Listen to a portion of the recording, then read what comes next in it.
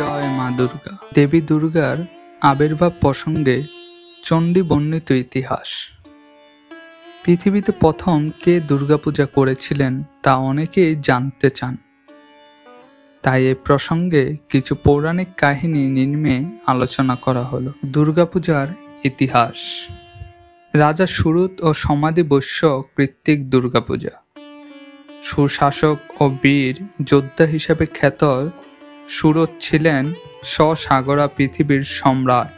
স্বরচিষ দ্বিতীয় মন্বন্তরে চৈত্র বংশে তিনি রাজত্ব করতেন, কিন্তু একসময় এক যুদ্ধে শত্রুদের দ্বারা তিনি পরাজিত হন। তখন তার দুষ্ট, দুরাশয় ও বলবান অমাত্যগণ তার ধনসম্পদ ও সেনাদের দখল করে নেয়। রাজত্ব হারিয়ে সুরত মনের দুঃখে শিকারের ছলে বনে গমন করলেন। বনে ঘুরতে ঘুরতে একসময় তিনি মেধা নামে এক ঋষির আশ্রমে এসে উপনীত হন। মেধা ঋষি রাজাকে সমাদরপূর্বক তার আশ্রয় দেন, কিন্তু বন থেকে তিনি মানসিকভাবে অশান্তিতে ভুগছিলেন।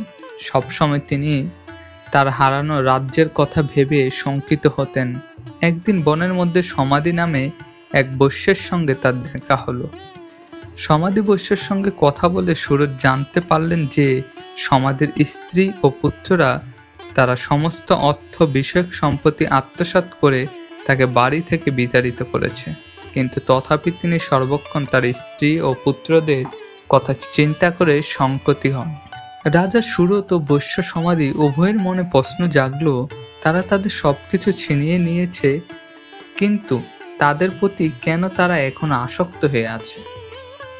কেন তারা এদের কথা চিন্তা করে শঙ্কিত হচ্ছেন?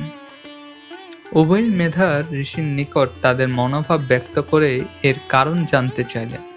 ঋষি বললেন, পরমেশ্বর ভগবানের বহিরঙ্গা শক্তি মহামায়ার প্রভাবেই তাদের এমন মনে হচ্ছে। রাজা তখন সুরত মেধা ঋষির নিকট মহামায়া সম্পর্কে জানতে উৎসুক হলেন। ঋষি দুর্গার আবির্ভাব ও কার্যকলাপ প্রসঙ্গে একে একে 3টি কাহিনী বর্ণনা করেন। এই কাহিনীগুলি শ্রীচণ্ডীর মূল আলোচ্য বিষয়। আলোচনার শেষ পর্যায়ে দেখা যায় মেধা ঋষি কথিত দেবী মাহাত্ম্যে শ্রবণ ও সুরত সমাধি নদী তটে 3 বছর কঠিন তপস্যা ও মৃন্ময়ী প্রতিমার দুর্গাপূজা করেন এবং দুর্গা তাদের দর্শন দান করেন। তাদের প্রার্থনা অনুসারে দেবী দুর্গা সুরতকে তার হারানো রাজ্য ফিরিয়ে দিলেন এবং সমাধি বৈশ্যকে ভবিষ্যতে ব্রহ্মজ্ঞান প্রদান করবেন বলে আশ্বস্ত করলেন। শ্রী চণ্ডীতে কেবল বৈশ্যকে ব্রহ্মজ্ঞান প্রদান করবেন এরূপ বলে শেষ করা হয়েছে, কিন্তু কি সেই ব্রহ্মজ্ঞান? দেবী তাকে কি জ্ঞান প্রদান করলেন এবং সেই জ্ঞানের দ্বারা কিভাবে সমাধি বৈশ্যের মোক্ষ লাভ হলো তার বিস্তারিত বর্ণনা নেই, কিন্তু পঞ্চম বেদ স্বরূপ অষ্টাদশ পুরাণের অন্যতম ব্রহ্মবৈবর্ত পুরাণে এই বিষয়ে বিশদে বর্ণনা হয়েছে। ব্রহ্মবৈবর্ত পুরাণে প্রকৃতি খণ্ডের 63তম অধ্যায় বলা হয়েছে, দেবী সুরত রাজাকে রাজ্য ফিরিয়ে দিলেন এবং ভবিষ্যতে তাকে মন্বত্ব অর্থাৎ সমস্ত জগৎ শাসনের ভার দেওয়া হবে বলে বর দিলেন। কিন্তু সমাধি বৈশ্য ছিলেন প্রকৃত বুদ্ধিমান। তিনি জানতেন যে রাজত্ব ঐশ্বর্য ক্ষণস্থায়ী, তাই কি উপায়ে ভগবত কৃপা লাভ করে জন্মমৃত্যুর চক্র থেকে মুক্তি পাওয়া যায় সেই পথ অনুসন্ধান করার জ্ঞানবান ব্যক্তির কর্তব্য। তাই তিনি ভগবতী দুর্গার কাছে তার জড়বন্ধন মুক্তির সর্বশ্রেষ্ঠ উপায় জানতে চাইলেন। তখন দেবী তাকে বললেন, আমার অভীষ্ট বর দিচ্ছি যাতে তুমি দুর্লভ গোলক ধামে গমন করবে। সর্বস্বরাঞ্চ যজ্ঞজনাং সুরিষিন্নাং দুর্লভম সুরসিন্নাং সুদুর্লভম তৎকৃত্যায়ং মহাভাগ গচ্ছ বৎসহরং পদম শরণং বদনং ধ্যানমচ্চানং গুণকীর্তনম শ্রবণং ভাবনং সেবা সব্বং কৃষ্ণে নিবেদনম। 63, 18, 19 সর্বশ্রেষ্ঠ জ্ঞান দেবশ্রী দিগের অতি দুর্লভ। হে মহাভাগ, সেই জ্ঞান গ্রহণ করো। বৎস বিষ্ণুপদে গমন করো। বিষ্ণু স্মরণ, বন্দন, ধ্যান, অর্চনা, গুণকীর্তন, শ্রবণ, ভাবনা, সেবা ও কৃষ্ণের সমস্ত অর্পণ, এই ন্যায় প্রকার বিষ্ণু ভক্তির লক্ষণ। এর দ্বারা জন্ম, মৃত্যু, বার্ধক্য, রোগ ও যম যাতনা নিবারণ হয়। দেবী আরও বলেন 63-33 সেই মহাবিষ্ণুর লোমকূপ হতে অসংখ্য ব্রহ্মাণ্ড সৃষ্টি হয়। সেই বিরাট পুরুষ মহাত্মা শ্রীকৃষ্ণেরই অংশ। তুমি এই সর্বসিদ্ধিদাতা পরাৎপর পরমেশ্বর ভগবান শ্রীকৃষ্ণকে ভজনা করো। ঈশ্বর ভিন্ন সকলেই নরেশ্বর জানবে। হে বৎস, পরাৎপর পরিপূর্ণতম কল্যাণময় শুদ্ধ ভগবান শ্রীকৃষ্ণ সুখে আরাধনা করো। শ্রীকৃষ্ণকে সুখে আরাধনা করো।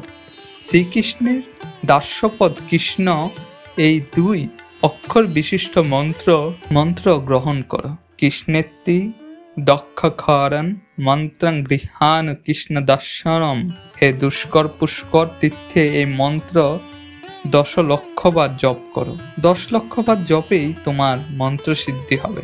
শ্রীকৃষ্ণের দাস্যপদ কৃষ্ণ, এই দুই অক্ষর বিশিষ্ট মন্ত্র গ্রহণ করো। কৃষ্ণেতি দক্ষরং মন্ত্রং গৃহান কৃষ্ণ দর্শনম। ও দুষ্কর পুষ্কর তীর্থে এই মন্ত্র 10 লক্ষবার জপ করো। 10 লক্ষবার জপেই তোমার মন্ত্র সিদ্ধি হবে। দেবী ভগবতী এরূপ বলে সেখান থেকে অন্তহীন হলেন। এভাবেই সমাধি বৈশ্যকে দেবী স্বয়ং কৃষ্ণ মন্ত্র দান করে তাকে পুষ্কর তীর্থে সেই মন্ত্র জপ করে গোলকপতি পরমেশ্বর ভগবান শ্রীকৃষ্ণকে সন্তুষ্ট করার উপদেশ দিলেন। পরবর্তীকালে দেবীর কৃপায় কৃষ্ণ ভক্তি লাভ করে কৃষ্ণের তপস্যা করে বৈশ্য গোলকধাম অর্থাৎ কৃষ্ণলোকে গমন করে কৃষ্ণ দাসত্ব প্রাপ্ত হন। বৈশ্যনত্তা চ তাং ভক্তা জগামাম পুষ্করে দুষ্করং তৃপ্তা সম্প্রাপ্য কৃষ্ণ মিশ্বরম ভগবত্তা প্রসাদেনে। ভগবত্তা প্রসাদনে কৃষ্ণ দাস্য ভূভব স। বর্ম বৈপুত্য পুরাণ প্রকৃতি খণ্ড 63-44। সুতরাং আমরা দেখেছি দেবী দুর্গা যে ভক্তের উপর কপট কৃপা করেন তাকে ধন, জন, রাজ্য আদি দিয়ে মায়ায় আসক্ত করেন, কিন্তু তিনি যে নিষ্কাম ভক্তের উপর নিষ্পট্ট কৃপা করেন তাকে সমাধি বৈশ্যের মতো মায়ার আবরণ মুক্ত করে কৃষ্ণ ভক্তি দান করেন। তাই কৃষ্ণ ভক্তি পরম মঙ্গল কারক এবং জীবের মুক্তির একমাত্র উপায়। সুরত রাজা ও সমাধি বৈশ্যের মাধ্যমে দেবী দুর্গা এই শিক্ষাই আমাদের প্রদান করলেন। বলো দুর্গা মায় কি জয়।